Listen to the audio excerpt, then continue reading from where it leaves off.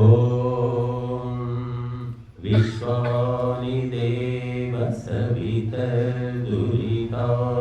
పరాసువ యద్భద్రం అన్న ఆసువ. ఓం శాంతి శాంతి శాంతి. ఈరోజు 14వ అధ్యాయము పారాయణం చేశాం. గుణత్రయ విభాగ యోగం. మరి ఇది ఈ త్రిగుణాలు మనం వాటితో కలిసి ఉన్నాం. ప్రకృతిలో ఆ త్రిగుణాలు కలిసి ఉన్నాయి. ఇవి లేకుండా ఈ జగన్నాటకం సాగదు. కాబట్టి వీటి గురించి తప్పకుండా ప్రతి మనిషి తెలుసుకోవాలి. సత్వగుణం, రజోగుణం, తమోగుణం, ఈ 3 గుణాలు మొత్తము ఈ జగన్నాటకం నడిపిస్తూ ఉన్నాయి. కాబట్టి మోహిని, యోగిని, మోహిని, ఢాకిని 3 శక్తులు. కాబట్టి సత్వగుణం అంటే దేవతలు. ఎవరిలో సత్వగుణం అధికంగా ఉంటుందో వాళ్ళని దేవతలు అంటారు. రజోగుణం అధికంగా ఉన్న వాళ్ళను మానవులు అంటారు. తమోగుణం అధికంగా ఉన్న వాళ్ళను అసురులు అంటారు. దేవతలు, మనుషులు, అసురులు ఎక్కడున్నారు అంటే మనలోనే ఉన్నారు. ఈ గుణాలను బట్టి ఆ పేర్లు వచ్చాయి.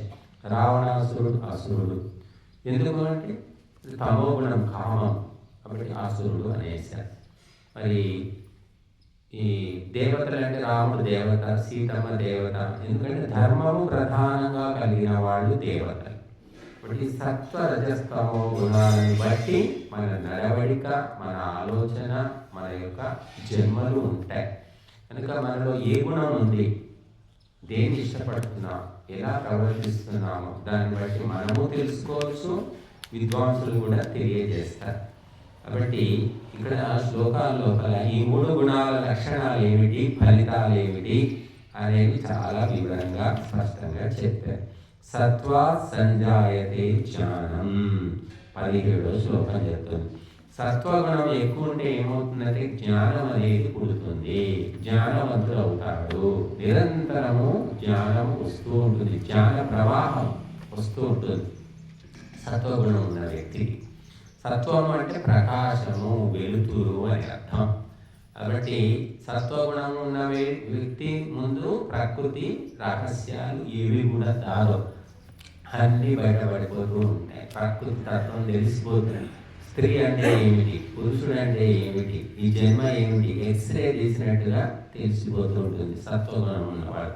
అందుకే వాళ్ళు ధర్మ కార్యాల్లో నిమగ్నం అవుతారు. ఈ కామము, లోభము ఇటువంటి వ్యవహారాల్లో ఉండరు.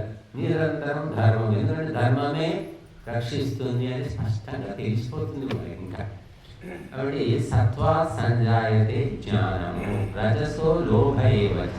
ఇక రజోగుణం ఉన్న వ్యక్తులు ఏం చేస్తారంటే లోభము అంటే దాచిపెట్టాలి, కూడబెట్టాలి, జమ చేయాలి అనే ఈ ఆలోచనలు రజోగుణం ఉన్నప్పుడు వస్తాయి. ఏదో ఒకటి దాచిపెట్టుకుంటే ఎట్లా బతకడం కష్టం కదా, దాచిపెట్టాలి, జమ చేయాలి. ఎంత దాచిపెట్టాలంటే లెక్క తెలియదు. జమ చేస్తూనే పోతారనమాట. అదే ఒకసారి అలవాటు అయిన తర్వాత చాలే అనిపించదు. 1 లక్షాధికారి డబ్బులు జమ చేస్తూనే ఉంటాడు, కోటీశ్వరుడు జమ చేస్తూనే ఉంటారు, కరోడ్పతి బిర్యానీ అంటే వాడు జమ చేస్తూనే ఉంటాడు. అంటే దానం ధర్మం చేయరా అంటే చేస్తారు, కానీ ఈ జమ చేస్తూ అందులో 10% ఎంతో కొంత అన్నమాట. మనం కూరగాయలు కొంటే ఏం చేస్తారు వాళ్ళు, బాగా కూరగాయలు కొంటే కొత్తిమీర, కరివేపాకు అవి కొసరిస్తారనమాట, బోనస్. అలాగా లక్షల కోట్లు ఉన్నాయి. అంబానీ దగ్గర, అదానీ దగ్గర లక్షల కోట్లు ఉన్నాయి. అందులో 10 కోట్లు 100 కోట్లు వారేస్తే నష్టమే ఉంది. ఎక్కువైన పాలు ఎక్కువైపోతే ఏమవుతుంది, పొంగిపోతాయి. అలాగా లోభం ఉంటుంది, దాంతోపాటు కొంచెం భయం కూడా ఉంటుంది. ఎప్పుడైతే డబ్బు పెరిగిపోతూ ఉంటుందో భయం కూడా కలుగుతుంది. నేను పోయిన తర్వాత ఈ డబ్బు అంతా ఏమవుతుంది, ఎవరు చూసుకుంటారు, ఈ పిల్లలు చూస్తేనే ఎట్లున్నారు, వాడు తాగుబోతేయాడు, వీడు తిరిగిపోతేయాడు, ఈ బిజినెస్ అంతా ఎవరు చూసుకోవాలి అని ఇలాంటి రకరకాల ఆలోచనలతో వాడికి నిద్ర పడదు. రజోగుణం పెరిగిందంటే ఏమిటంటే జమ చేయాలి, దాచిపెట్టాలి, సంపాదించాలి. ఎక్కడ సంపాదించడానికి మార్గాలు ఉన్నాయి, ఏ బిజినెస్ చేస్తే బాగుంటుంది, ఏ వ్యాపారం చేయాలి, వ్యవసాయం చేయాలా, కోళ్ళు పెంచాలా, మేకలు పెంచాలా, లేకపోతే చేపల చెరువు పెట్టాలా, ఏదో ఒకటి చేసి డబ్బు సంపాదించు అంతే. ధర్మం అనేది ఉండదు. మన వాళ్ళైతే ఎక్కడెక్కడో పోతున్నారు డబ్బు కోసం. భగవంతుడు ఎక్కడ అంతటా ఉన్నాడు, సమానంగా ఉన్నాడు. మరి భగవంతుడిని మనం అనుసరిస్తే డబ్బు తప్పకుండా వస్తుంది. డబ్బు రాకుండా ఎందుకుండా? భగవంతుని నమ్ముకున్న వాళ్ళు కోటీశ్వరులండి. ఈ స్వామీజీలు ఉన్నారు కదా, చూస్తున్నారు కదా. జగ్గి వాసుదేవ్ 100,000 కోట్లు ఉన్నాయి, రామదేవ్ బాబా 1000 కోట్లు ఉన్నాయి, మళ్ళీ రవిశంకర్ 1000 కోట్లు ఉన్నాయి. వీళ్ళంతా భగవంతుడి గురించి చెప్తున్నారు కదా, లేడనేది చెప్పట్లేదు కదా, ధర్మమే చెప్తున్నారు వాళ్ళు. మరి వాళ్ళకి 1000 కోట్లు వస్తున్నాయి. దేవుడు లేడు, మీ ఉపన్యాసాలు వినుకుంటా హోమాలు చేసుకుంటా కూర్చుంటే మా ఇల్లు ఎలా నడుస్తుందండి, మా పొలం ఎట్లా నడుస్తుంది, మా వ్యాపారం ఎట్లా నడుస్తుంది అంట. నీవు అంకితమై, నీవు ధర్మ కార్యాలకు, దైవ కార్యాలకు అంకితమై ఉండు, ఏం జరుగుతుందో చూడు. మహత్యం అంత విశ్వాసం కలగాలి కదా. కలిగినప్పుడు భగవంతుడు ఎలా ఇవ్వాలో ఏమి ఇవ్వాలో అని ఇస్తూ ఉంటాడు. చిన్నప్పుడు ఒక కథ చదివాను నేను. ఒక వ్యక్తి ఉంటాడు, నాస్తికుడు, అంటే దేవుడు లేడు, దైవం లేదు, ఏది లేదు, తినాలి, తాగాలి, తిరగాలి అని చెప్తూ ఉంటాడు.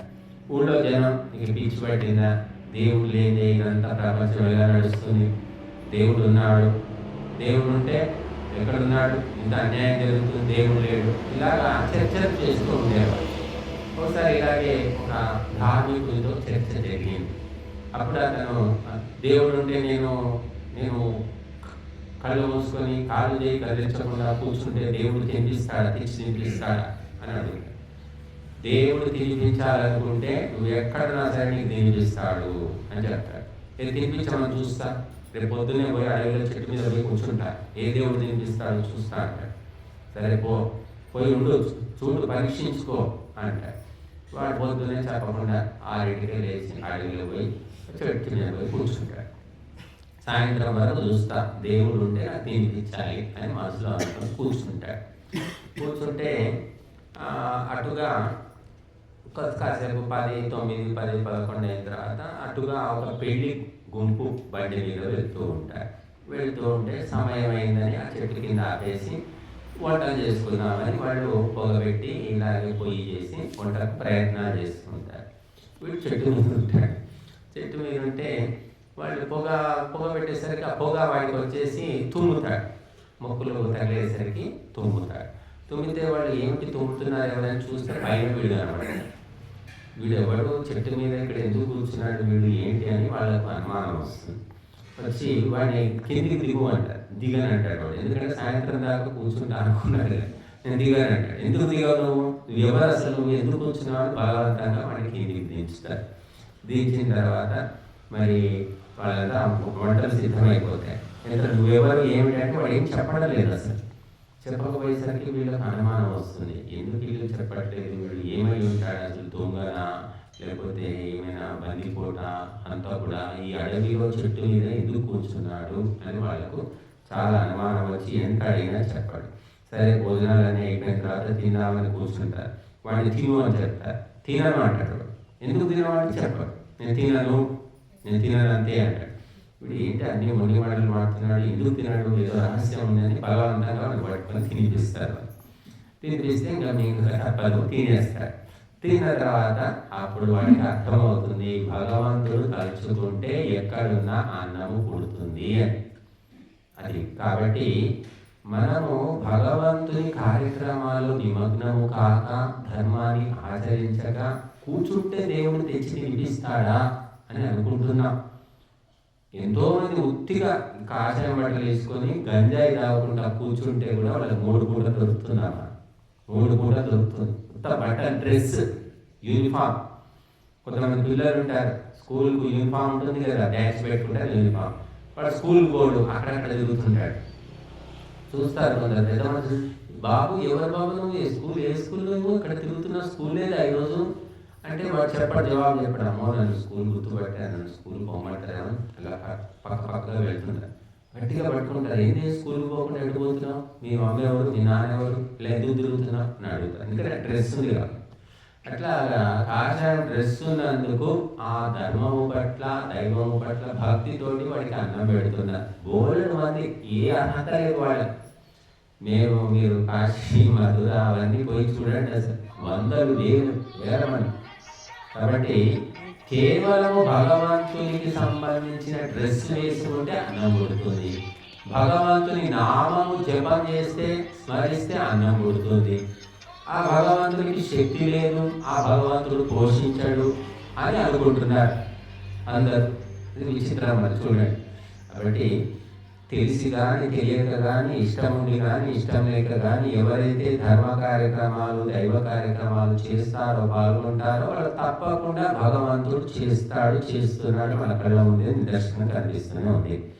కనుక ఈ లోభగుణం ఉన్న వాళ్ళు ఏమిటంటే రజోగుణం ఉన్నట్టు అర్థం. ప్రతి ఒక్కటి దాచిపెట్టడం. కొందరు మరి విపరీతంగా ఉంటుంది. బండ తీసుకుంటారు వాళ్ళు.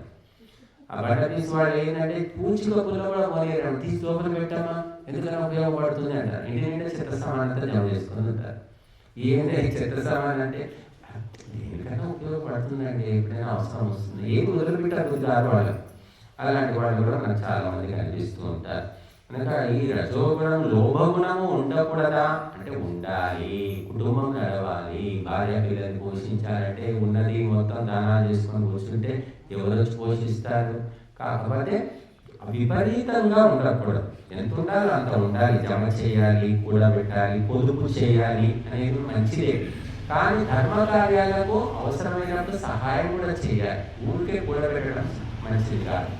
ధర్మం అనేది లేకపోతే నువ్వు కూడబెట్టిన డబ్బు కూడా మాయమైపోతుంది.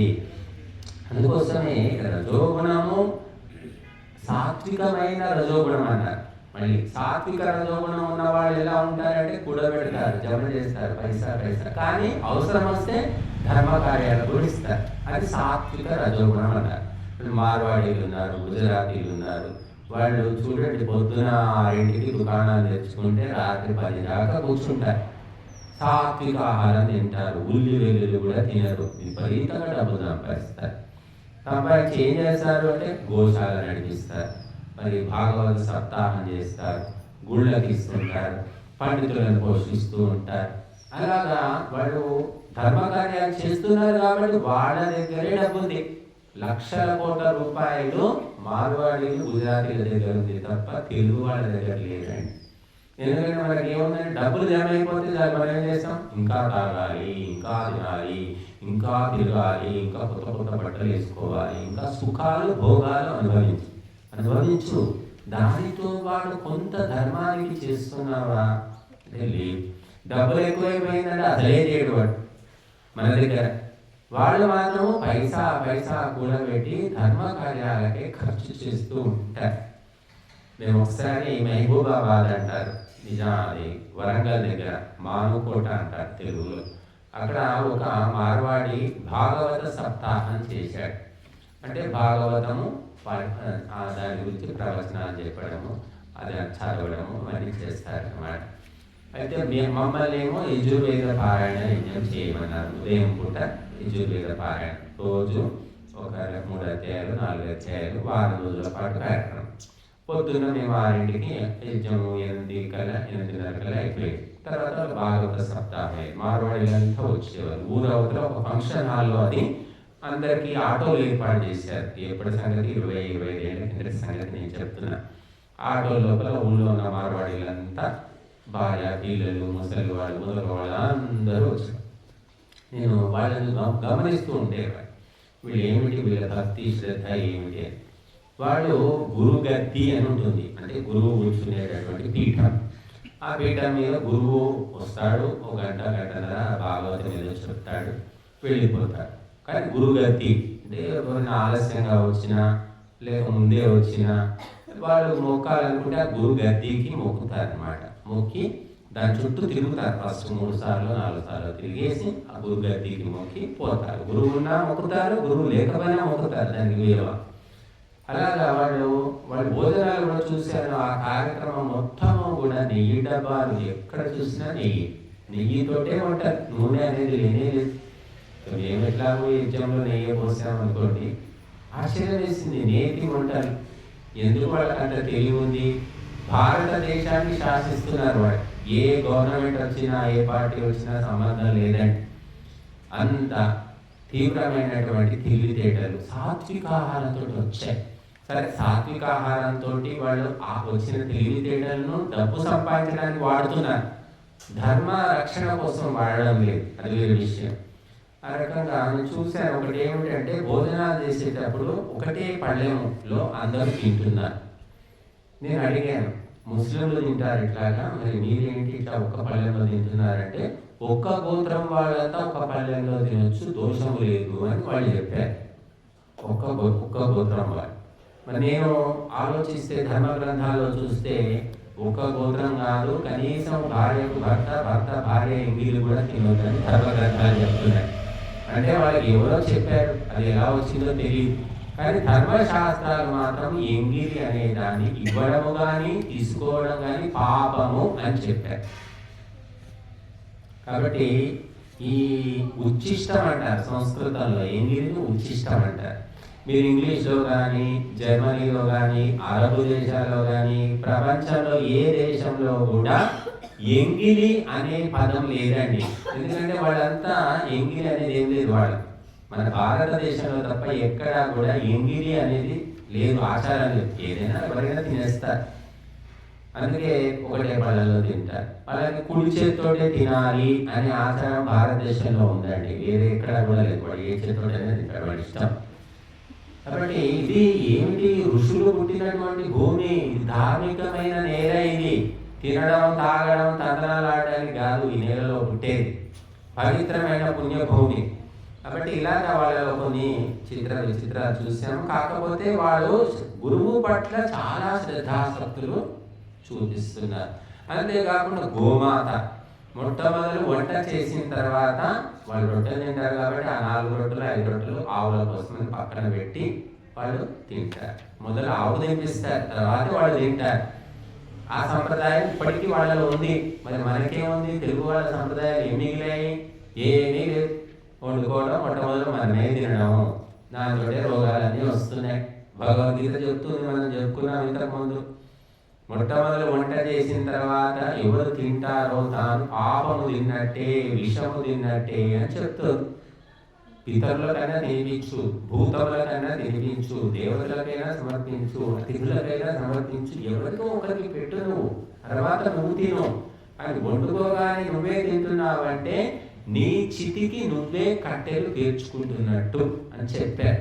కాబట్టి పూర్వము మన దేశంలో ఎంత గొప్ప పరంపర ఉండేదంటే, ప్రతి ఇంటికి అరుగులు కట్టించేవాళ్ళు. అరుగులు ఎందుకోసం అంటే, ఎవరైనా బయటి ఊరి నుంచి వచ్చిన వాళ్ళు, కొత్త వాళ్ళు వచ్చి అరుగు మీద కూర్చుంటే ఇంట్లో వంట అయిన తర్వాత ఆ ఇంటి వాళ్ళు వచ్చి అరుగు మీద మనుషులు ఉంటే రావయ్య భోజనానికి అని తీసుకుపోవడానికి అన్నమాట, విశ్రాంతి కోసం అరుగులు.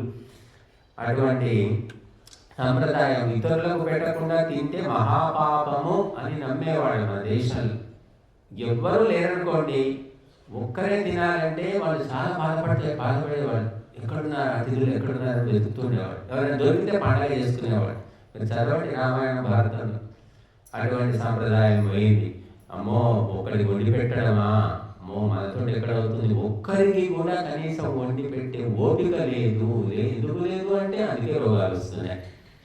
నువ్వు ఎవరెవరికి రోగాలు ఉన్నాయో వాళ్ళందరికీ నేను గ్యారంటీగా చెప్తున్నాను, నెల రోజులు వంట చేసినప్పుడు వేరే వాళ్ళకు వండి పెట్టండి, వేరే వాళ్ళకి తినిపించిన తర్వాత మీరు తినండి. నెల రోజుల లోపల మీ రోగాలు తగ్గుతాయో లేదో చూసుకోండి. నెల రోజులు 40 రోజులు చేయండి. ప్రతిరోజు మీతో పాటు ఒకరికి ఇద్దరికి తినిపించిన తర్వాత మీరు తినండి. వాళ్ళు ఎవరైనా కావచ్చు, తినిపించండి వేరే వాళ్ళకి. తర్వాత మీ రోగంలో మార్పు వస్తుందో లేదో మీరు చూసుకోండి. కాబట్టి రోగాలు ఎందుకు వస్తాయంటే పాపము యొక్క ఫలితమే రోగాలు అని చెప్పారు. రోగము వేరు, పాపము వేరు కాదు. మరి పుణ్యాత్ములకు కూడా మరి అనేక రోగాలు ఉంటాయి కదండి అంటారు. పుణ్యాత్ములు నిజమే, ఈ జన్మలో పుణ్యం చేస్తున్నాడు పుణ్యాత్ముడు. ఎన్నో జన్మల పరంపరలో ఎక్కడ ఏ పాపం చేశాడు ఆ పాపం అయితే వదిలిపెట్టదు కదా. ఈ జన్మలో పుణ్యం చేసినంత మాత్రాన కుదరదు కదా. కాబట్టి ఒక దొంగ ఉన్నాడు, ఎన్నో దొంగతనాలు చేశాడు, ఎలాగ సత్సంగానికి వచ్చి మారిపోయాడు. దీక్ష తీసుకున్నాడు, సజ్జనుడయ్యాడు, ఉత్తముడయ్యాడు, మద్యం మాంసం దొంగతనం అన్నీ మానేసుకున్నాడు. మానేసుకుంటే మరి పాత దొంగతనాల కేసులు వదిలేస్తారా? చెప్పండి, పాత కేసులు వదిలేస్తారా? వాటి శిక్షలు ఉండవా? కాబట్టి ఎన్నో జన్మల లోపల మనం ఎన్నో చేసి ఉంటాం, మనకే గుర్తుండదు. కాబట్టి వాటి ఫలితాలు ఈ జన్మలో ఎంత బుద్ధిమంతుడైనా అనుభవించక తప్పదు. అందుకే మనం చూస్తుంటాం, మహాపురుషులు మహాత్ములు కూడా కష్టాలు బాధలు ఉంటాయి. ఎందుకున్నాయి? రాముడే చెప్తాడు రామాయణంలో, సీతాపహరణం జరిగిన తర్వాత సీత ఎక్కడికి పోయింది, ఎలా పోయింది, ఏమైంది తెలియదు. చెట్లు పుట్టలు పట్టుకొని తిరుగుతూ ఉంటారు అన్నదమ్ములు ఇద్దరు కూడా, బాధపడుతూ ఉంటాడు. ఆవేదనతోటి రాముడు అంటాడు, అయ్యో నేను ఈ జన్మలో నేను తెలిసి ఏ పాపం కూడా చేయలేదే, మరి నా భార్యాపహరణం ఎందుకు జరిగింది, నా రాజ్య అభిషేకం ఎందుకు ఆగిపోయింది, ఈ అడవుల పాలు ఎందుకు అయిపోయాను, ఈ కష్టాలు ఎందుకు వచ్చాయి, ఏమో గత జన్మలో ఏమైనా చేశానేమో అని అంటాడు రాముడు. అట్లాగా మనం ఈ జన్మ ఒకటే చిన్న మెదడున్న వాళ్ళు ఈ జన్మనే ఆలోచిస్తారు. కానీ మహర్షులు అనేక జన్మల పరంపర అని చెప్పారు. ఎన్నో వందలు వేలు లక్షలు ఎన్ని పశువులు జంతువులు మృగాలు క్రిములు కీటకాలు ఎన్నో జన్మలు ఎత్తి వచ్చాం. ఆ వాసనలన్నీ ఉంటాయి కాబట్టి ఆ లక్షణాలన్నీ కనబడుతూ ఉంటాయి. కనుక ఆ లక్షణాలు పోవాలి అంటే సంస్కారం చేయాలని చెప్పారు. అందుకే అగ్నిహోత్రం దగ్గర కూర్చుంటే ఏమిటి అంటే నీలో ఉన్నటువంటి దుర్లక్షణాలన్నీ కూడా దూరం అయిపోతూ ఉంటాయి. అగ్నిలో ఉన్న ప్రకాశము వెలుతురు ఆ సత్వగుణము అనేది నీకు వంట పడుతుంది అని చెప్పారు. కాబట్టి మనము ఈ రజోగుణము ఉండడం మంచిదే, కానీ సాత్వికమైన రజోగుణం అయితే నువ్వు ధర్మరక్షణకు నీ ధనాన్ని వాడుతావు. ఇక్కడ యజ్ఞం చేస్తున్నాము, డబ్బులు లేకుంటే యజ్ఞం అవుతుందా? కాదు, డబ్బులు ఇవ్వాలి, ఎవరో ఒకరు ఇస్తున్నారంటే వాళ్ళంతా కూడా పొదుపు చేశారు, జాగ్రత్తగా తమకు ఉన్న ఆదాయాన్ని కాపాడుకుంటే అందులోంచి ఇంత ఇక్కడ ఇస్తున్నారు. అసలు కాపాడడమే లేకపోతే ఎప్పుడు వచ్చిన డబ్బులు అప్పుడే ఖర్చు పెడితే నువ్వేం దానం చేస్తావు? కాబట్టి జమ చేయడం మంచిదే, దాని వెనక ఉద్దేశం అనేది ధార్మికంగా ఉంటాయి. విదేశాలు ఉన్నాయి, విదేశాల వాళ్ళకు జమ చేయడం అనేది లేదండి పాలసీ. బాగా సంపాదించుకోవడం, సాటర్డే సండే 2 రోజులు 5 రోజులు పని చేస్తారు, 2 రోజులు ఎంజాయ్మెంట్ అన్నమాట. జమ చేసి కొడుకుకి ఇవ్వాలి, మనవడికి ఇవ్వాలి, ఇటువంటి సెంటిమెంట్లు ఏమి వాళ్ళకి లేవండి. నువ్వు ఉన్నన్ని రోజులు సుఖాన్ని అనుభవించు, భోగాలు అనుభవించు. అందుకే శనివారం ఆదివారం ఏం చేస్తారంటే క్లబ్బులు, పబ్బులు, జూదశాలలు అంటే క్యాసినో వాళ్ళు అంటారు, తర్వాత మరి వ్యభిచారము, ఇవన్నీ వాళ్ళు చెలవిడిగా చేసుకుంటారు. ఎందుకంటే నేను సంపాదించుకున్నప్పుడు నేను ఏమైనా చేసుకుంటాను. మరి పిల్లలకి ఇవ్వాలని పెద్ద అటువంటి సెంటిమెంట్ వాళ్ళకు ఉండవు. మనకు మాత్రం ఎంత సెంటిమెంట్ అంటే మనము పచ్చడి వేసుకొని తింటాం, పప్పుచారు నీళ్ళచారు ఏదో పోసుకొని ఏదో దీన్ని పైసా జమ చేసి మూటలు కట్టి ఎవరికి ఇస్తాం? కొడుకు కోడలికి ఇస్తారు. వాళ్ళు ఏం చేస్తారంటే చేతిలోకి మూటలు వచ్చిన తర్వాత నేను ఏం చేస్తారు, ఇంటికి కాపా కుక్కని చేస్తారు. ఎందుకంటే ధర్మం అనేది వదిలిపెట్టేశారు. సంతానమే ఆలోచిస్తున్నారు తప్ప ధర్మం ఎవరు ఆలోచించడం లేదు. అందుకోసమే ఎవరో శత్రువు లేకుండా సొంత కుటుంబీకులు సంతానం చేతిలోనే అవమానాల పాలవుతున్నారు, అవస్థల పాలవుతున్నారు, చాలా నీచంగా చూస్తున్నారు. చిప్పుకుంటే సిగ్గుచేటు, నీ పెంపకం ఇలా ఉందా, నీ పిల్లలు నీ పుట్టిన పిల్లలు ఇలాంటి వాళ్ళ అని చెప్పి మళ్ళీ మన మొహం మీద ఉమ్మేస్తారని చెప్పుకోలేరు చాలా మంది. కాబట్టి ఎందుకు ఈ పరిస్థితి వస్తుందంటే ఒక్కటే, సంతానానికి డబ్బులు ఇవ్వండి, దానితో వాడు ధర్మానికి మొట్టమొదలు పెద్ద పీట వేయాలి.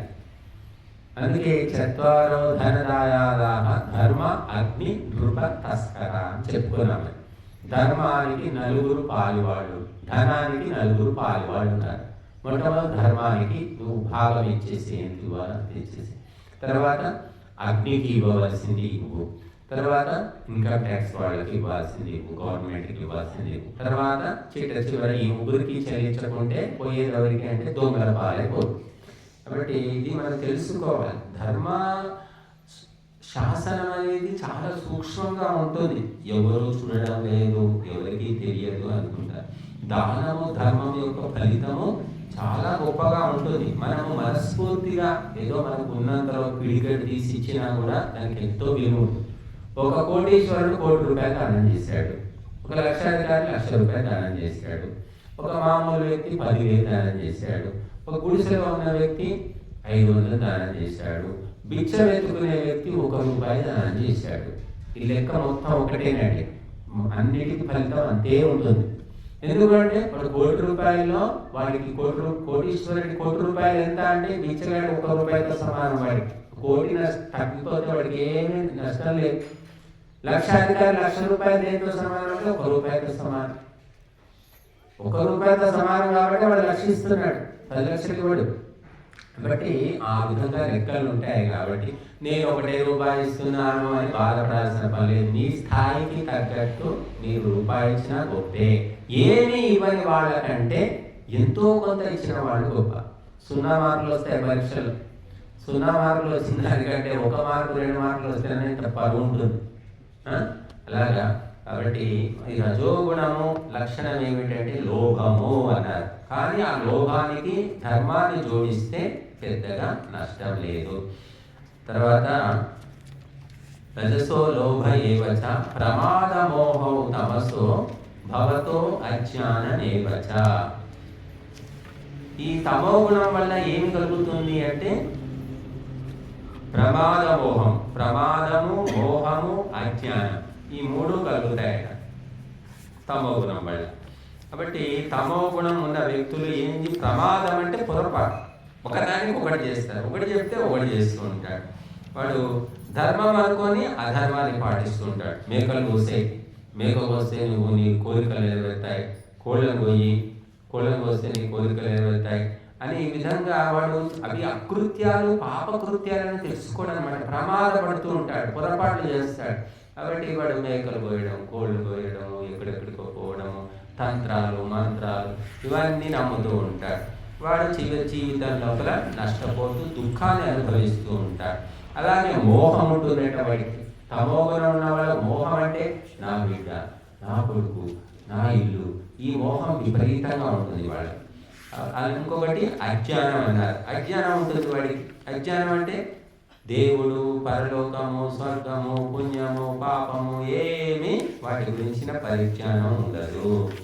ఈ రకంగా తమో గుణం ఉన్న వాళ్ళు ఈ పూర్తిగా పొరపాటు పనులు, తప్పుడు పనులు చేస్తూ ఉంటారు. ధర్మాన్ని అధర్మం అనుకుంటారు, అధర్మాన్ని ధర్మం అంటారు. వాళ్ళు మొండి మాటలు మాట్లాడుతూ ఉంటారు వాళ్ళు. కాబట్టి ఈ తామసికమైన వాళ్ళను అసురులు అంటారు. అసురులు అంటే ఏమిటి అంటే రాక్షసులు. వాళ్ళు నీచ కార్యాలు చాలా ధైర్యంగా చేస్తూ ఉంటారు. మిగిలిన వాళ్ళు ఎవరు కూడా చేయలేరు. ఇక రజోగుణం ఉన్న వాళ్ళు ఎవరు అంటే మనుషులు. ఆ మనుషులు మరి ఎప్పుడూ కూడా ఆర్థిక సంబంధమైన కార్యకలాపాల్లో ఉంటారు. ఇక సత్వగుణం ఉన్నవాళ్ళు దేవతలు. వాళ్ళు ఎప్పుడూ కూడా దేవుడు, ధర్మము ఇవి మాత్రమే వాళ్ళు చింతిస్తూ ఉంటారు. కాబట్టి ఈ 3 గుణాలు మనుషులను మనం గమనించి దేవతలెవరో, మనుషులెవరో, అసురులెవరో మనం తెలుసుకోవచ్చు. కనుక మరి ఆ సత్వగుణం అనేది పెంపొందితే ఏమవుతుంది అంటే ఊర్ధ్వం గచ్చంతి సత్వస్థ. సత్వగుణం పెరిగినప్పుడు ఉన్నత లోకాలకు, ఊర్ధ్వలోకాలకు పైకి వెళతారు, ఉన్నతిని సాధిస్తారు. మధ్యే తిష్టంతి రాజస. రజోగుణం అంటే లోభము అనేది పెరిగినప్పుడు ఏమవుతుందంటే మధ్య మార్గంలో ఉంటారు వాళ్ళు. అధో గచ్చంతి తామసాహ. తామసికమైనటువంటి తత్వం కలిగిన వాళ్ళు ఏమవుతుందంటే జఘన్య గుణవృత్తిస్థ. నీచమైన గుణాలు కలిగిన ఈ తమోగుణం వాళ్ళు పాతాళానికి పడిపోతూ ఉంటారు. అత్యంత పాపకృత్యాలు ధైర్యంగా చేస్తూ ఉంటారు. వాళ్ళు మనం చెయ్యలేము అలాగా. ఆ మధ్య మనం చదివాం, హైదరాబాద్లో సంతానం లేదని చెప్పేసి ఎవడో చెప్పాడట. పసికన్యను పౌర్ణమి రోజు చంపితే సంతానం అవుతుందని ఎవడో మంత్రగాడు చెప్పాడని హైదరాబాద్ ఉప్పల్లో నడిగొడ్డులో అర్ధరాత్రి పసికన్యను ఎక్కడో ఎత్తుకొచ్చి చంపాడు అని చదివామన్నారు. ఈ విధంగా తామసికులకు కామము, కోరికలు, రకరకాల కోరికలు. ఆ కోరికలు ధర్మబద్ధంగా తీసుకోవాలి. అన్ని పాప కార్యాలు చేస్తూ కోరికలు తీర్చుకోవాలనుకుంటారు, అధార్మికంగా తీర్చుకోవాలనుకుంటారు. దొంగతనం చేయడం కానీ, వ్యభిచారం కానీ ఏమి వాడు ధైర్యంగా చెప్పుకొని తిరుగుతుంటాడు. వ్యభిచారులు చాలా మంది ఉంటారు చూడండి, నాకు పలానా సంబంధం ఉంది, ఈ సంబంధం ఉంది అని వాడు ధైర్యంగా చెప్పుకొని తిరుగుతూ ఉంటాడు.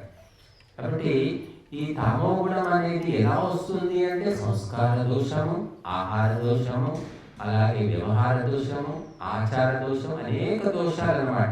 కాబట్టి మనం గుర్తించుకొని తమో గుణాన్ని దూరం చేసుకోవాలి. ఎవరికి వాళ్ళు దూరం చేసుకోవాలి, ప్రయత్నిస్తే సాధ్యమే. ఇప్పుడు బోయవాడు అంటున్న వాల్మీకి దొంగ అన్నప్పుడు దొంగ పని చేసేవాడికి తాగుడు ఉంటుంది, మాంసం అన్ని అలవాటు ఉంటాయి కదా, అన్నీ ఉన్నాయి. మరి ఆయనకు భార్య పిల్లలు ఉన్నారు. కానీ నారదుడు ఉపదేశం చేసిన తర్వాత ఆయనకు వివేకం అనేది మేలుకొని ఆ పాడు పనులన్నీ వదిలేసి చివరికి సాత్వికుడు అయిపోయాడు. తామసికులు కూడా సాత్వికులు కావచ్చు, సాత్వికుడు కూడా తామసికుడు కావచ్చు. మనం భాగవతంలో చదువుతాం, అజామిళుడు అనే బ్రాహ్మణుడి కథ ఒకటి ఉంది. అజామిళుడు అనే బ్రాహ్మణుడు ఏమిటి, వేదాలు చదివాడు, శాస్త్రాలు చదివాడు, నిత్యము అనుష్ఠానం చేసుకునేవాడు, ఎంతో ధార్మికుడు, భార్య ఉంది, పిల్లలుంది, అందరూ ఉన్నారు, ఎంతో బుద్ధిమంతుడు. కానీ ఒకరోజు బుద్ధి భ్రమించి ఒక నీచ స్త్రీని సాంగత్యం చేసి ఆమెతోటే ఉండిపోయాడు. ఆమెతో తిరిగాడు, తాగాడు, అన్ని పనులు చేశాడు. చివరికి ఆమెకు సంతానం కూడా అయింది. ఆ సంతానంలో ఒకటి పేరేదో నారాయణ అని పెట్టుకున్నాడట. ఆ నారాయణని పెట్టుకున్నాడు, ఈ పాపాలని చేసి తొందరగా ముసలితనం వచ్చింది, రోగాలు వచ్చాయి, మంచం పట్టాడు, పోయే కాలం దగ్గరికి వచ్చింది. మరి బ్రాహ్మణుడు కానీ చేసిన పాడు పనులు, బుద్ధి వక్రించడం వల్ల ఇలా భ్రష్టు పెట్టిపోయాడు. ఆ కొడుకును నారాయణ నారాయణ నారాయణ అని పిలుస్తూ, ఆ పిల్లవాడు అంటే చాలా ప్రేమ అంట, పిలుస్తూ ఉంటే ఆ పిల్లవాడు వచ్చాడు, నారాయణ నారాయణ అంటే భగవంతుడి గురించి కాదు, ఆ కొడుకు గురించి అంటున్నాడు ఆయన, నారాయణ నారాయణ.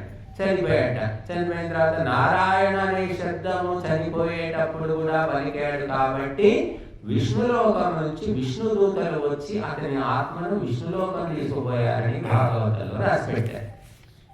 అంటే నీ కొడుకు పేరు నారాయణ ఉండి పిలిచినా కూడా అది భగవంతుని పేరు కాబట్టి నీకు అటువంటి పుణ్యగతులు లభించాయి అనే కథ చెబుతుంది.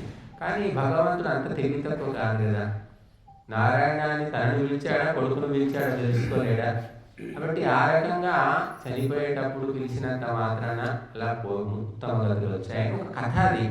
అయితే దీన్ని బట్టి మనం ఏం తెలుసుకోవాలంటే, భగవంతుని పేర్లు ఒకప్పుడు మన పిల్లలకు పెట్టుకునేవాడు. నారాయణ, రామ, కృష్ణ, శివ, హనుమాన్ అన్ని దేవతల పేరు, లక్ష్మి, సరస్వతి, పార్వతి అన్ని దేవతల పేరు పెట్టుకునేవాడు. ఇప్పుడు ఏమి అన్ని పోయినాయి, బంటు, చంటి, చిక్కు, బొక్కు, తొక్కు, ఇంకేమేమో పేరు పెట్టుకుంటున్నారు. ఆ పేర్లకు అర్థం కూడా లేదు, ముద్దు పేర్లు అంటారు. ఆ ముద్దు పేర్లు మొద్దు పేర్లు అవుతాయి, వాడు మొద్దులాగా తయారవుతాడు. తర్వాత వాడు చంటి చంటి చంటి అని, చంటి అంటే ఏంటి, కుక్క పేరా మనిషి పేరా మనం అనుకుంటాం. వాడు లోపల నుంచి వస్తాడు, 40 ఏళ్ళు అక్కడికి పిల్లలు పుట్టారు, ఇతర బోర పెట్టుకొని చంటి వస్తాడు. 40 ఏళ్ళు వస్తే వాడు చంటి. అసలు పేరేంటో ఎవరికి తెలియదు, రికార్డులో మాత్రమే ఉండిపోతుంది. ఆ రకంగా మన వాళ్ళు ఏంటంటే ఏదో తెలుసో తెలియకో రామ రామ, కొడుకు పేరు రామ, కృష్ణ అని పెట్టుకుంటే మనం తెలిసి భగవంతుడి పేరు తలిచినట్టు అవుతుంది కదా, ఆ పేరు పెట్టినట్టుగా కొన్ని మంచి లక్షణాలు రాకపోతే కదా అని చెప్పేసి పేరు పెట్టుకునేవాళ్ళు. ఇప్పుడు ఆ పేర్లే లేవు, ఏమిటో విచిత్రమైన పేర్లు పెట్టుకుంటూ ఉన్నారు. దానికి తగ్గట్టు వాళ్ళ గుణాలు కూడా అలాగే ఉన్నాయి. చూడండి, వాళ్ళ లక్షణాలు కూడా అలాగే ఉన్నాయి. ఒక్క మంచి లక్షణాలు పిల్లల్లో కనిపించలేదు. మనం చదివాం, నిన్ననే అనుకుంటా, పెళ్ళైన నవదంపతులు రైల్లో పోతున్నారు. వాళ్ళిద్దరికి ఏదో గొడవ అయింది, అది ఒకటో వీడియో కూడా తీశాడు, అది పెట్టాడు, కొట్టుకుంటున్నారు బస్ ఆ రైల్లోనే, అందరూ చూస్తున్నారు. పెళ్ళైన నవదంపతులు తర్వాత ఆ జారి పడిపోయారని చెప్పారు, లేదా ఒకరినొకరు తోసుకున్నారు, రైలు నుంచి పడి ఇద్దరు చచ్చుకున్నారు. ఇది సంస్కారం. సంస్కారం అంటే సర్టిఫికెట్లు, ర్యాంకులు, మార్కులు, డబ్బులే అనుకుంటున్నారు. అవి రక్షించవమ్మా, సంస్కారమే రక్షిస్తుంది. భర్తతో భార్య ఎలా ఉండాలి, భార్యతో భర్త ఎలా ఉండాలి, పిల్లలతో తల్లిదండ్రులు ఎలా ఉండాలి, పిల్లలు తల్లిదండ్రులతో ఎలా ఉండాలి, గురువులతో ఎలా ఉండాలి, ఇంటికి వచ్చిన బంధువులతో ఎలా ఉండాలి, ఏం చేయాలి, ఎవరు చెప్పేవాళ్ళు లేదు. స్కూల్ పంపించేసాం, 1,00,000 రూపాయలు పెట్టి స్కూల్ పంపించాం, అయిపోయింది అనుకుంటున్నాం. ఇప్పుడు ఎప్పటిదాకా మనం సత్సంగంలో పాల్గొనమో, ధర్మం గురించి మన పిల్లలకు అవగాహన చేయించమో, అప్పటిదాకా వాళ్ళు శత్రువులేనట. మాతా శత్రు పితా వైరీ ఏన బాలో న పాఠితః న శోభతే సభా మధ్యే హంస మధ్యే వకో యథా అని చెప్పాడు చాణక్యుడు. అంటే తల్లిదండ్రులు శత్రువులు. ఎప్పుడు శత్రువులు అంటే పిల్లలను ధార్మిక విద్య నేర్పించినప్పుడు, వాళ్లకు మంచి ఆచారం సంస్కారం నేర్పించని తల్లిదండ్రులు పిల్లలకు శత్రువులు, లేదా పిల్లలే తల్లిదండ్రులకు శత్రువులు. హంసల మధ్య కొంగ ఏ విధంగానైతే రాణించదో దాన్ని తరిమేస్తాయి హంసలన్నీ కూడా. ఆ విధంగా బుద్ధిమంతుల మధ్య ఈ సంస్కారహీనులైనటువంటి సంతానము శోభించదు. కాబట్టి సంతానానికి సంస్కారము ఆచారము నేర్పించాలి. నేర్పించకపోవడం వల్లనే కాపురాలన్నీ కూడా నాశనం అవుతున్నాయి. 4 రోజులు 3 రోజుల్లోనే మళ్ళీ తట్టకుండా సర్దుకొని ఇంటికి వచ్చేస్తున్నారు. అమ్మాయిలకు కూడా ఓపిక లేదు, ఇంటి పనులు తెలియదు. అమ్మాయి లక్షణాలు ఒకటి లేని అమ్మాయిలు, అబ్బాయి లక్షణాలు లేని అబ్బాయిలు. ఏం చేస్తారు వీళ్ళు? ఏం సాధిస్తారు? కాబట్టి సంస్కారానికి ప్రాధాన్యం ఇవ్వడం మానేసాం మనం. ఏమొస్తుంది, యజ్ఞంలో కూర్చుంటే ఏమొస్తుంది, జోబుల పాసు ఖాళీ అన్నీ సమర్పించి బూడిద తీసుకొని మొహాన్ని కొట్టుకొని రావాలి, ఏముంది అనుకుంటున్నారు. కానీ ఆ యజ్ఞమే ఈ ప్రపంచాన్ని శాసిస్తుంది, నీ జీవితాన్ని శాసిస్తుంది అని తెలుసుకోలేకపోతున్నాం. వండుకున్నా తిన్నాం ఇంతే. సంస్కారం అన్న వ్యక్తి ఆహారము సమయం అయింది, ఆకలి అవుతుంది, అయినా కూడా కక్కుర్తి పడడు, ఎగబడడు. అతని ప్రవర్తన చాలా విచిత్రంగా ఉంటుంది. సామాన్య మానవుల ప్రవర్తన ఉండదు. సంస్కారవంతుడు. రాముడిలో సంస్కారం ఉంది కాబట్టి దేవత అన్నారు. ఎటువంటి పరిస్థితి వచ్చినా కూడా అధర్మము అన్యాయము చేయలేదు రాముడు. తమ్ముళ్లను తరిమేసి తన ఒక్కడే రాజ్యాన్ని ఎదుర్కోవాలి అనుకోలేదు. ఇంకా ఎంత తెలివి తక్కువ రాముడు అంటే, మరి ఆ దశరథుడు చనిపోయిన తర్వాత కైకేయి, సుమిత్ర, కౌసల్య ముగ్గురు తల్లులు విధవలైపోయారు. వాళ్ళు వెతుక్కుంటూ, తమ్ముడు భరతుడేమో సైన్యం అందరూ కలిసి వెతుక్కుంటూ రాముడి దగ్గరకు వచ్చారు అరణ్యంలో. రామా, తండ్రి చనిపోయాడు, ఆయన ఏదో చెప్పాడు, ముసలాయన పిచ్చి ప్రేలాపన చేశాడు, నేను అడుగులు పంపించాడు, ఆ కోరిక కోరింది నేనేనయ్యా, నీ పినతల్లిని, ఏదో బుద్ధి లేక అటువంటి కోరికలు కోరాను, అవసరం లేదు, ఇప్పుడు నువ్వు వచ్చేసేయి, వాపస్ వచ్చేసేయి, రాజ్యం ఎదుర్కో అని చెప్పారు. వచ్చి ఎంత అదృష్టం, అసలు ఎంత భాగ్యం. ఎవరైనా వదిలిపెడతారు ఈ అవకాశం? పిచ్చి రాముడు ఏమన్నాడు? రామ్, నేను మా నాన్నకు మాట ఇచ్చాను, ఆయన పోతే ఏంటి ఉంటే ఏంటి, నేను మాత్రం అడవిలోనే ఉంటాను. ఆ మాట నేను చెప్పింది నేనేనయ్యా పినతల్లిని, నేనే వెనకకు తీసుకుంటున్నా, నీకేమొచ్చింది అని ఆమె అన్నది. అన్నా కూడా నేను విన్నాను, నేను రాను, 14 ఏళ్ళు ఉండాల్సిందే అని నడుచుకున్నాడు. అలాంటి రాముడు మరి. అందుకే ఆ రాముడి గుళ్ళు కట్టుకుంటున్నాం, ఫోటోలు పెడుతున్నాం. కానీ వారి చరిత్రను మనం ఎంతవరకు అనుసరిస్తున్నాం? ఏమి లేదు. రాముడుగానే ఉన్నాడు, భక్తులు ఏమో రావణాసురులాగా తయారైపోతున్నారు. కాబట్టి రాముడి చరిత్రను చదవండి, మనసులో నింపుకోండి. అప్పుడు నీ ఇంట్లో రాముడే పుడతాడు. ఒకప్పుడు రాముడి లాంటి, సీత లాంటి వాడే ఈ దేశం నిండా ఉండేవాడు. కొడుకంటే రాముడే. ఇంకా తండ్రి చెప్పాడు, అనగారు వస్తున్నారు భయపడే. కూతురు పుట్టింటి పరువు, అత్తింటి పరువు నిలబెట్టేది. ఇప్పుడు ఆ పుట్టిల్లు ఏమైనా కానీ, అత్తిల్లు ఏమైనా కానీ, నేను సుఖంగా ఉండాలి అని ఆలోచన. కాబట్టి ఎందుకంటే మన సంస్కారం లేదు. రాముడి గురించి, సీత గురించి ఎన్ని పాటలు పాడేవాళ్ళు, అసలు ఒక్క పాట కూడా ఎవరికి రాదు. మంగళారతి పాటలు రావు, అపగీతల పాటలు రావు, బతుకమ్మ పాటలు, ఎన్ని పాటల్లో రాముడు సీత, సీత రాముడు ఇదే ఉండేది. అటువంటి సంస్కారం పోయింది కాబట్టి మనకు రాక్షసులు పుడుతూ ఉన్నారు. వాళ్ళు బాగుపడరు, మనల్ని కూడా కాచుకు తింటారు. కాబట్టి సంస్కారం యొక్క ఫలితము సూక్ష్మంగా ఉంటుందని మనం తెలుసుకోవాలి. వింటే ఏమొస్తుంది? సత్సంగంలో ఏమీ రాదండి, ఏమీ రాదు. మనము అది పరోక్షంగా వస్తుంది, మనం ఊహించలేము అన్నమాట. అందుకే మరి మేము చూస్తున్నాం, మహారాష్ట్ర వెళ్తే మహారాష్ట్ర వాళ్ళకి ఎంత సంస్కారం ఉంది అసలు. కాషాయం కట్టుకుని స్వామి మాటి కనబడితే దాన్ని. ఉత్తరప్రదేశ్ కూడా అంతే. వాడు గుట్కా తినని, సిగరెట్ తాగని, గంజాయి తాగని, ఏమన్నా వాడి కర్మది, మనం ఏం చేస్తాం? ఏమనుకుంటారో తెలియదు. కానీ కాషాయం కట్టుకుంటే రండి, మా ఇంటికి రండి, భోజనం చేయండి, తీసుకోండి అంతే. మన దగ్గర ఇక్కడ మీ ఇంటికి వస్తాం. మా ఇంటికి ఎందుకు స్వామి, ఇంకా చెప్తాం లేండి, ఒకరోజు ఎప్పుడైనా చెప్తాంలే, ఇప్పుడేం వద్దు స్వామి అంటారు. మనకే తెలియదు, వాళ్ళేమో అంత భక్తి, ఆ భక్తి వాళ్ళకు మంచి చేస్తూ ఉంది. కాబట్టి మనం సంస్కారాలను కోల్పోయాం. ఇంకా అదో గచ్చతి తామస. ఈ తమో గుణం ఉన్నవాడు ఏమిటంటే పొరపాటు పనులు చేయడము, ధర్మాన్ని అధర్మంగా, న్యాయాన్ని అన్యాయంగా, సత్యాన్ని అసత్యంగా భావించడము. తర్వాత అజ్ఞానం అనేది అంటే పరలోకం గురించి, పునర్జన్మ గురించి, పరమాత్మ గురించి ఏ పరిజ్ఞానం ఉండదు వాళ్ళు. ఇలాంటి వాళ్ళు తమో గుణం. ఈ రకంగా వీరంతా కూడా నాశనం అయిపోతూ ఉంటారు. నిరంతరము సత్వగుణంలో ఉన్న వాళ్ళేమో పైకి పోతారు, ఉన్నత జన్మలు, ఉత్తమ జన్మలు పొందుతారు. రజోగుణంలో ఉన్నవాళ్ళు మధ్య మార్గంలో ఉంటారు. ఈ తమో గుణం ఉన్నవాళ్ళు పాతాళానికి పడిపోతూ ఉంటారు. కాబట్టి వీటిని మనం తెలుసుకొని వాటిని నిరోధించాలి, వాటిని మార్చుకునే ప్రయత్నం చేయాలి. ఈ సత్వరజస్తమో గుణాలు ప్రకృతిలో అంతటా ఉన్నాయి. ఆ ప్రకృతిలో ఉన్నాయి, మన మనసు లోపల ఉన్నాయి. ఈ మూడు గుణాలు లేని వస్తువు కానీ, పదార్థము కానీ, వ్యక్తి కానీ ఏది లేదు. చూడండి, బియ్యం అంటాం. బియ్యము మరి మంచి క్వాలిటీ బియ్యం, ఫస్ట్ క్లాస్ బియ్యం అయితే 200, 400, 1000, 1200, 2000 రూపాయల కిలో బియ్యం కూడా ఉన్నాయి. మరి 30 రూపాయలు, 20 రూపాయల బియ్యం కూడా దొరుకుతున్నాయి. అంటే 3 క్వాలిటీస్ ఉన్నాయి. మరి ప్రతి ఒక్క వస్తువులో 3 క్వాలిటీస్ మనం చూస్తాం. ఉదయము సత్వగుణము అని చెప్పారు, మధ్యాహ్నము రజోగుణం అని చెప్పారు, రాత్రి తమో గుణం. 3 గుణాలు ప్రకృతిలో వ్యాపించున్నాయి. బాల్యము సత్వగుణం, చిన్నప్పుడు ముద్దుగా పురికంగా ఉంటాడు, అందరూ కూడా ఇష్టపడతారు. ఏది చేసినా కూడా చిన్న పిల్లవాడు అని మనం ప్రేమ చేస్తాం. అది సత్వగుణం అని చెప్పారు. చిన్నపిల్లలు మామూలుగా అబద్ధాలు ఆడరు, దేవుని స్వరూపాలని చెప్పేవాడు. ఇప్పుడు ఆ దేవుని స్వరూపాలు వినేయండి. వాడు పుట్టగానే రాక్షస స్వరూపంతో పుడుతున్నాడు. వాడు 2 మాటలు కూడా రాకముందే తల్లిదండ్రులను కాచుకు తింటున్నాడు, పీడిస్తూ నేను చెప్పినట్టు వినాలి అంటాడు వాడు. ఎందుకంటే వీళ్ళంతా కల్తీ ఆహారంతో పుట్టిన వాళ్ళు, కల్తీ పిల్లలు. కానీ ఒకప్పటి పిల్లల గురించి నేను చెప్తున్నాను. ఒకప్పుడు ఎంతో అమాయకంగా వాళ్ళ మొహాలు చూస్తే దేవతలా అనిపించేవాడు పిల్లలు. ఏం తెలియదు పాపం, వాడు అబద్ధం తెలియదు, ఏం తెలియదు. నాన్న ఇంట్లో లేడని నాన్న చెప్పమన్నాడు అని చెప్తాడు వాడు. అబద్ధం కూడా ఆడడం రాదు వాళ్ళు. అటువంటి వాడు ఇప్పుడు సత్వగుణం అని చెప్పారు. బాల్యంలో సత్వగుణం ఉంటుంది. ఇక రజోగుణం.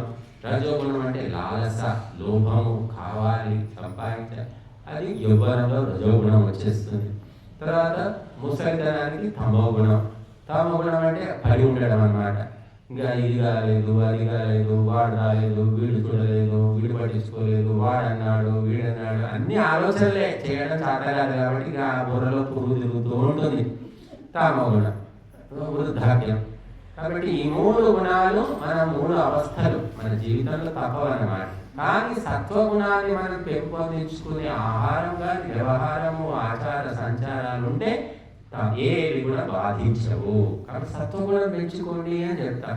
ఇక్కడ ఎందుకు ఉల్లి వెల్లుల్లి వాడటం లేదు మనం అంటే, ఉల్లి వెల్లుల్లి చాలా భయంకరమైన తమో గుణాన్ని కలిగిస్తాయని చెప్తారు. అందుకే బ్రాహ్మణులు తినకూడదు, క్షత్రియులు తినకూడదు, వైశ్యులు తినకూడదు, ద్విజులు తినకూడదు అని శాస్త్రాలు ఏకకంఠంతో ఘోషిస్తున్నాయి. అందరూ తింటున్నారు. మేము ఒకసారి యాదగిరిగుట్ట లక్ష్మీ నరసింహస్వామి మందిరం, మా తెలిసిన ఒక మిత్రుడు జ్యోతిష్య పండితుడు, అక్కడ ఎవరో వాళ్ళ బంధువులు ఉన్నారట. మీరు మనం వెళ్దాం స్వామీజీ, మీకు కూడా గుడిని చూపిస్తాను అన్నాడు. సరేలే మనకు తీసుకెళ్తామంటే ఎవరో దగ్గరే కదా అని వెళ్తే ముందే మధ్యాహ్నం కాబట్టి భోజనం చేయాలి కాబట్టి ఇక బ్రాహ్మణులు వాళ్ళ పూజారింట్లో భోజనం ఏర్పాటు చేస్తానన్నాడు. సరే, ఇక బ్రాహ్మణులు వాళ్ళు ఎట్లాగో ఉల్లి వేలు తినరు కదా అని నేను అనుకున్నా. ప్రత్యేకంగా చెప్పలేదు, నేను ఇక్కడ తినరు అనుకున్నా, ఏదో ఊహలోకంలో. కానీ ఇంటికి వెళ్ళే సమయానికి, భోజనం సమయానికి ఇంటికి వెళ్ళగానే ఉల్లి వేలు వాసన భయంకరంగా వస్తుంది. అసలు నాకు ఆశ్చర్యం వేసింది. మామూలు ఇదేంటి అధర్వవేద పండితుడు, మళ్ళీ ఒడిశా పండితుడు ఆయన. వంటలు చేశారు అన్ని ఉల్లి వెల్లుల్లి. నేను తినమని చెప్పేశాను, మీరు తింటారని నాకు తెలియదండి, మామూలుగా తినాలనుకోని నేను ఈ విషయం చెప్పలేదు అంటే, ఇంకేదైనా పెరుగు చేస్తే అన్నం పెట్టుకొని తిన్నాను. కాబట్టి అలాగా బ్రాహ్మణులు ఆచారహీనులు అయిపోయారు. క్షత్రియుడు బ్రాహ్మణుడు అయిన తర్వాత ఇక క్షత్రియుడికి వైశ్యుడికి ఏం వచ్చింది? టీచరే స్టూడెంట్కు సిగరెట్ చెప్పి కాల్చుకుంటున్నాడు తెప్పించుకొని. టీచరే తాగినాక పిల్లలు నేర్చుకునేది పెద్ద కష్టమా? తండ్రే మందు తాగుతున్నాడు, కొడుకు చెప్తున్నాడు తీసుకురారా, బాటిల్ తీసుకురారా, నీళ్ళు తీసుకురారా, గ్లాస్ తీసుకురారా, పెట్టరా అని తండ్రి కొడుకు చెప్తున్నాడు. ఇక కొడుకు నేర్పాల్సిన అవసరం ఉందా? కాబట్టి బ్రాహ్మణులు అంటే విద్వాంసులు, పండితులు ఎప్పుడైతే భ్రష్టు పట్టిపోయారో అందరూ తయారైపోయారు అనమాట, ఒకరిని చూసి ఒకరు. కాబట్టి అందుకోసమే బ్రాహ్మణ ఏవ పతిహీన రాజన్య వైశ్య అని చెప్తుంది అథర్వవేదం. బ్రాహ్మణుడే నిజమైనటువంటి పతి, రక్షకుడు, పాలకుడు. క్షత్రియుడు కాదు, వైశ్యుడు కాదు అని చెప్పారు. అంత గొప్ప విలువ బ్రాహ్మణుడు.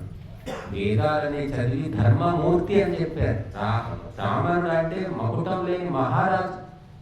అటువంటి స్థితి నుంచి ఈనాడు ఏ స్థితిలో ఉన్నారు?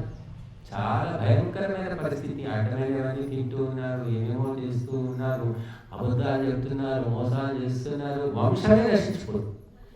మేము మొన్న మధ్య వెళ్ళాం రాజమండ్రి, అదేమో రాజమండ్రి దగ్గర కోరుకొండ అని పెద్ద ఊరు, పెద్ద కొండ ఉంది. కొండ మీద నరసింహస్వామి ఎవరో ఉన్నారు. ఆ ఊళ్ళో అగ్రహారం ఉంది, బ్రాహ్మణులే ఉంటారనమాట అగ్రహారంలో. అంతా ఖాళీ, అన్నీ కూడా అమ్మేసుకున్నారు, అవి తాళాలు వేసుకున్నారు. ఏమైంది అంటే బ్రాహ్మణుల పిల్లలంతా ఇంగ్లీష్ చదువుతుంది అమెరికాకి వెళ్ళిపోయారు, ముసలిళ్ళంతా చచ్చిపోయారు. ఆ వేదాలు శాస్త్రాలు చదివేవాడే లేడు. కాబట్టి అధర్మము అనేది సామాన్యుడు చేస్తే ఫలితం వేరండి, విద్వాంసులు చేస్తే ఫలితం వేరే ఇస్తాడు భగవంతుడు. తెలివి కాబట్టి ఒక సామాన్య వ్యక్తి ఏమీ తెలియని వాడు దొంగతనం చేస్తే మామూలు శిక్ష ఉంటుంది. కానీ అన్ని శాస్త్రాలు చదివి మోసాలు చేయడము, మాయమాటలు చెప్పడం ఎవరు చేస్తారో వాడికి ఆ పూట కడుపు నిండొచ్చు, కానీ వాడి వంశం అనేదే ఉండదు, సర్వనాశనం అయిపోతాడని శాస్త్రాలు చెబుతున్నాయి. కాబట్టి ఈ పాడుకోట కోసము అబద్ధాలు చెప్పడము, ముహూర్తం బాగలేదు, జాతకం బాగలేదు, రాహు దోషము, కేతు దోషము, ఆ దోషం, ఈ దోషం ఇవన్నీ చెప్పుకొని బతుకుతూ ఉన్నారు. నమ్మేవాళ్ళు నమ్ముతున్నారు, కర్మగాలిన వాళ్ళు వెళ్తూ ఉన్నారు, నడుస్తూనే ఉంది దుకాణం. కాబట్టి మనము ఎవరిని ధర్మము తెలిసిన వ్యక్తి, సాత్వికుడైన వ్యక్తి ఎవరిని మోసం చేయవలసిన పని లేదు. కాబట్టి తమో గుణము అనేది ఉన్నప్పుడు ఎన్నో ఇప్పుడు ధర్మాలు అన్నీ తెలిసినప్పటికీ, శాస్త్రాలు అన్నీ చదివినప్పటికీ కూడా అది కేవలం వాచికమే, ఆచరణ లోపల మాత్రం అధర్మాన్ని ఆచరిస్తున్నారు. కాబట్టి ఆ విధంగా నష్టమైపోయారు. కనుక మన ఈ 3 గుణాలు ఉన్నాయి, ప్రకృతిలో అంతటా ఉన్నాయి. కాబట్టి మనం తెలుసుకొని ఏ గుణాన్ని పెంపొందించుకోవాలని పెంచుకోవాలి. అందుకే సాత్వికమైన ఆహార విహార వ్యవహారం. ఈ పిండం ఎలా తయారవుతుంది? ఈ కడుపులో పిండం ఉందండి. పిండం ఎలా తయారవుతుందంటే నువ్వు తినే ఆహారం యొక్క సారమే పిండము అని చెప్పారు. నువ్వు రక్తము, మాంసము, గుడ్లు, చేపలు అన్ని తిన్న తర్వాత పుట్టే పిండం ఎలాగంటే అటువంటి తత్వమే వస్తుంది. కనుక సాత్వికమైన పాలు, పెరుగు, వెన్న, మీగడ, కూరగాయలు ఇవి తిన్న వాళ్ళకు కూడా అటువంటి ఉత్తమ సంతానం కలుగుతారు. కాబట్టి మనం తినే ఆహారాన్ని బట్టే సంతానం కానీ, ఆలోచనలు కానీ, వ్యవహారం కానీ, జీవితం కానీ నడుస్తూ ఉంటుంది. కాబట్టి ఆహార దోషము చాలా చాలా లోతైనటువంటిది. అది మనకు గుర్తించి మహర్షులు ఎన్నో నియమాలు చెప్పారు. బ్రాహ్మణులకు, విద్వాంసులకు చాలా నియమాలు ఉంటాయి, సామాన్యుల మీద ప్రభావం చూపించమని చెప్పారు. కాబట్టి విద్వాంసుడు తప్పు చేస్తే మాత్రం భయంకరంగా ఉంటుంది. కాబట్టి విద్వాంసులు ఒక పతివ్రతలాగా ఉండాలండి. పతివ్రత ఎక్కడ పడితే అక్కడ తిరగదు, ఎవరితో పడితే వాళ్ళతో మాట్లాడదు, అంటే ఎక్కడ కొన్ని లిమిటేషన్స్ ఉంటాయి. అలాగా విద్వాంసులు కూడా ఆహారము, వ్యవహారం లోపల చాలా జాగ్రత్తగా ఉండాలని చెప్పారు. కనుక ఈ సత్వరజస్తమో గుణాలు ఆహారంలో కూడా ఉన్నాయి, వ్యవహారంలో ఉన్నాయి, అంతటా ఉన్నాయి, ప్రకృతి అంతటా కూడా వ్యాపించి ఉన్నాయి. కనుక ముసలితనం వచ్చేసరికి తమో గుణం అనేది ఆవరిస్తుంది. కానీ మొదటి నుంచి సత్వగుణాన్ని పాటిస్తున్న వ్యక్తి ముసలితనంలో కూడా శక్తిమంతుడుగా ఉంటాడు. వృద్ధాప్యం వచ్చిన తర్వాత ఎవరిని బాధిస్తుంది అంటే తమో గుణం వాళ్ళని బాధిస్తుంది. సత్వగుణం ఉన్నవాళ్ళు 70, 80, 90 ఏళ్ళు వచ్చినా సరే వాళ్ళు గట్టిగానే ఉంటారు, వాళ్ళు అనేక కర్మలు చేస్తూ ఉంటారు. కాబట్టి ఇక్కడ మనకు 14వ అధ్యాయంలో ఈ సత్వగుణం పెరిగితే ఎటువంటి లక్షణాలు ఉంటాయి, రజోగుణం పెరిగితే ఎటువంటి లక్షణాలు ఉంటాయి, ఇవన్నీ చెప్పారు మనకు కొన్ని శ్లోకాల లోపల.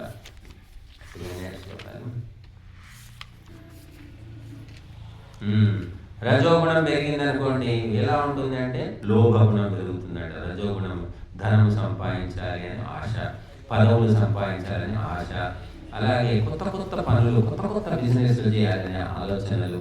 తర్వాత ఇంద్రియ నిగ్రహం ఉండదు. తిందాం, తాగుదాం, కథలాలు ఆడదాం, భోగాలు అనుభవిద్దాం, ఇటువంటివి. మనస్సు శాంతిలో ఉండదు, అశాంతిగా ఉంటుంది. రజోగుణము అభివృద్ధి కలిగినప్పుడు ఇవి కలుగుచుండును. అంటే లోభ ప్రవృత్తి ఆరంభ కర్మణాం అశమః స్పృహ రజసి ఏతాని జాయంతే వివృద్ధే భరతర్షభ.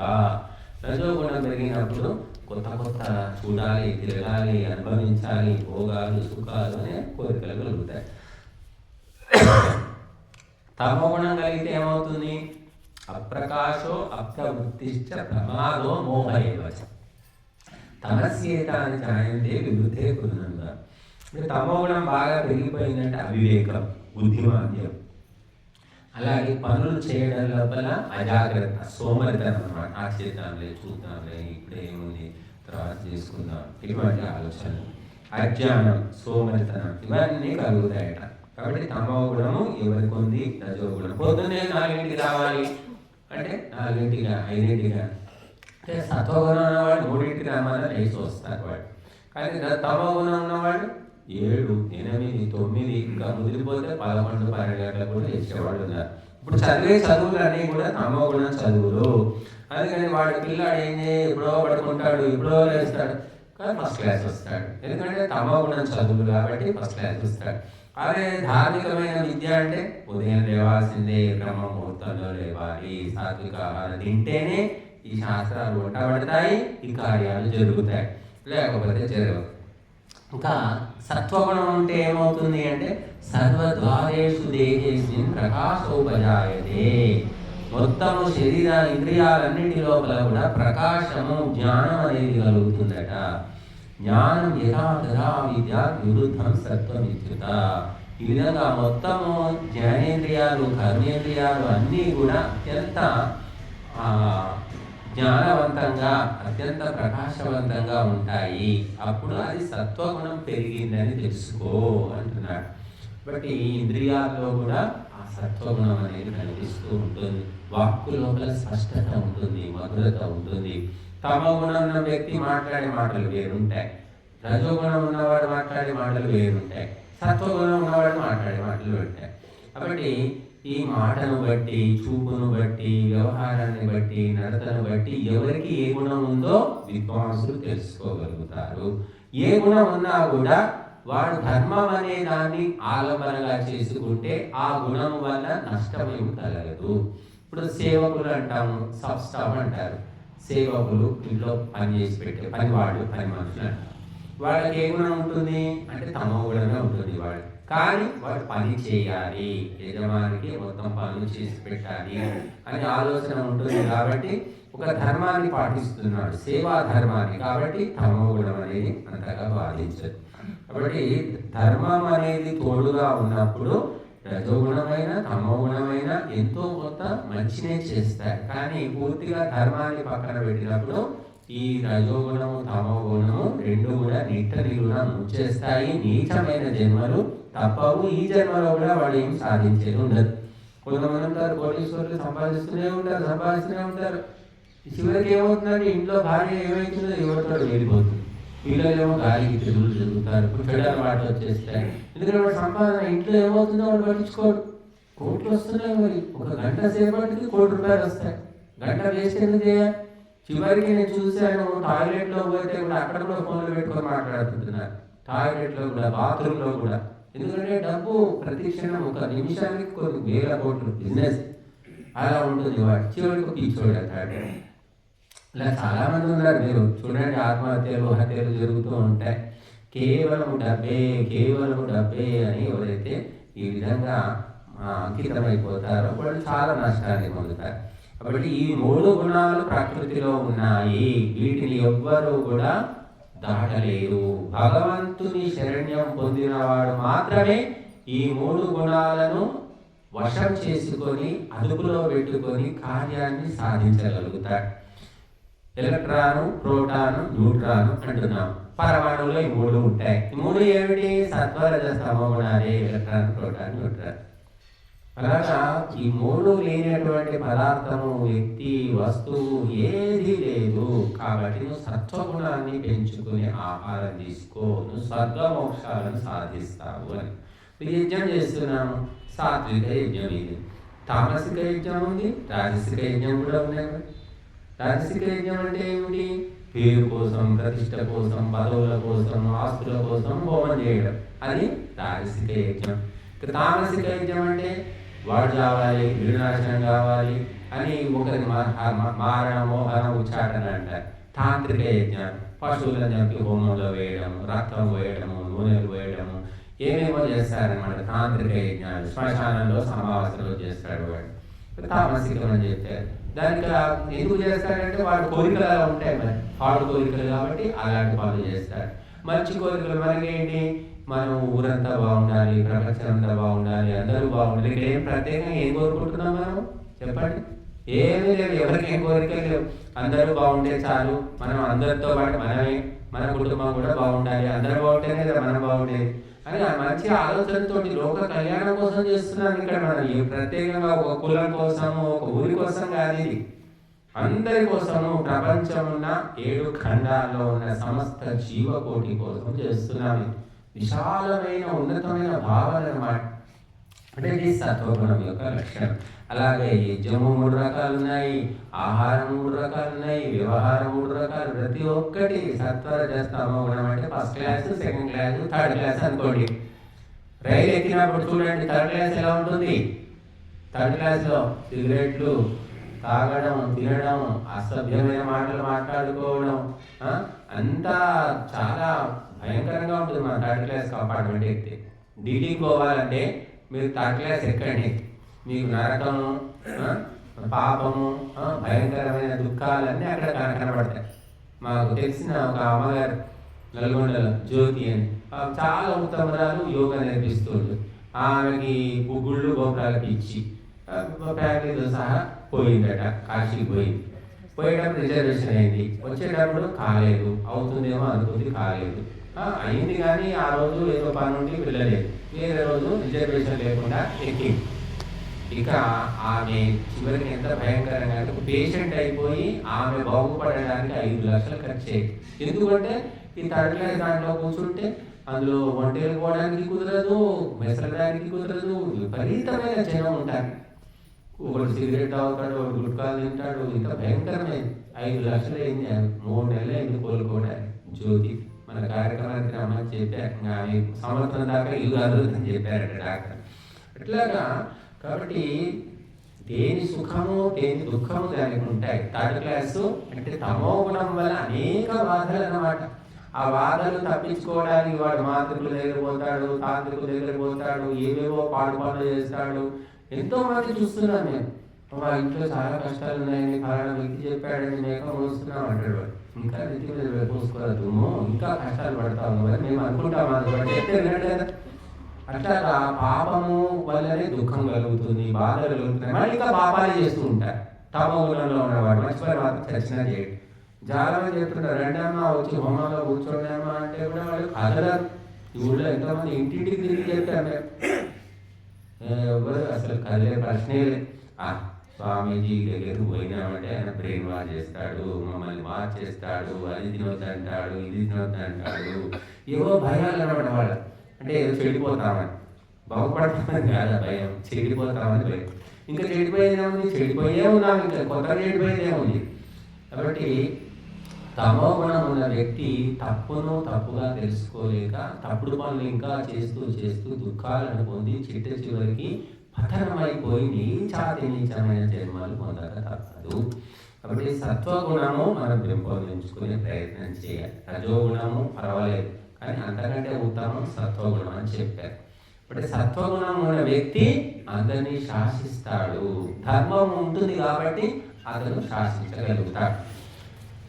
తర్వాత రజోగుణం ఎక్కువైన తర్వాత వాడు చచ్చిపోతే ఏమవుతుంది అంటే వాడు నిత్యము కర్మలు చేసేటటువంటి మానవ జన్మను పొందుతాడట. ఏదో ఒక పని, పదవులు, సంపాదన, పని అన్నమాట. ఇక పని పని పని కర్మాసక్తి అంటే లౌకిక కర్మల్లో ప్రవృత్తమై ఉంటాడు ఈ రజోగుణంతో చచ్చిపోయిన వ్యక్తి. అటువంటి జన్మ వస్తుంది.